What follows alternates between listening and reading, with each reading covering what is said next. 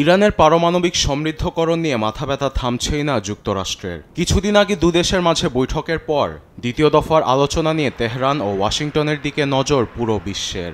ঠিক এমন সময় পারমাণবিক ইস্যু নিয়ে তেহরানকে সতর্কবার্তা দেন যুক্তরাষ্ট্রের বিশেষ দূত স্টিভ উইটকফ। মঙ্গলবার এক বিবৃতিতে বলেন, ইরানকে পারমাণবিক সমৃদ্ধকরণ পুরোপুরি বন্ধ করতে হবে। সেই সঙ্গে ফক্স নিউজের এক সাক্ষাৎকারে তিনি আরও জানান, ইরানের হাতে কোনোভাবেই অ্যাটমিক বোমা তুলে দেওয়া যাবে না। ইরানের সঙ্গে দুটি মূল বিষয় নিয়ে আলোচনা হবে। প্রথম বিষয় তাদের পারমাণবিক সমৃদ্ধিকরণ। এটি ৩.67% বেশি হওয়া একেবারেই গ্রহণযোগ্য নয়। তাদের জ্বালানি খাতে এটি যথেষ্ট, কিন্তু তেহরানের পারমাণবিক সমৃদ্ধিকরণ এখন 60%।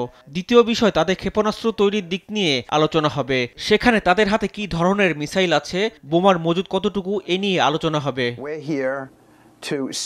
এদিকে মঙ্গলবার দুদেশের মাঝে আলোচনা নিয়ে মুখ খুলেছেন দেশটির সর্বোচ্চ নেতা আয়াতুল্লাহ আলী খামেনি। বলেন, তারাই আলোচনা নিয়ে আশাবাদী না হলেও নিরাশ নয়, তবে যুক্তরাষ্ট্রের কূটকৌশলকে বুঝে শুনে মোকাবিলা করতে হবে বলে জানান তিনি। এই আলোচনা ফলাফল আনতে পারে, আবার নাও আনতে পারে, কারণ যুক্তরাষ্ট্রের উপর খুব একটা ভরসা নেই। তারা কি এটা আমরা ভালোভাবেই জানি, কিন্তু ইরানের নিজস্ব ক্ষমতার উপর আমি আশাবাদী। পদ্ধতিগত উপায়ে যে কোনো জিনিস আমরা আদায় করে নিতে পারি। এমন পরিস্থিতিতে ইরানের উপর সর্বোচ্চ চাপ অব্যাহত আছে বলে জানিয়েছেন হোয়াইট হাউসের প্রেস সেক্রেটারি ক্যারোলিন লেভিট। সেই সঙ্গে তিনি বলেন, যুক্তরাষ্ট্র ও ইরানের মধ্যে প্রথম আলোচনাটি আয়োজনের জন্য মার্কিন প্রেসিডেন্ট ডোনাল্ড ট্রাম্প ওমানের সুলতানকে ধন্যবাদ জানিয়েছেন। আরবেদ আফসার, নিউজ ডেস্ক, দেশ টিভি।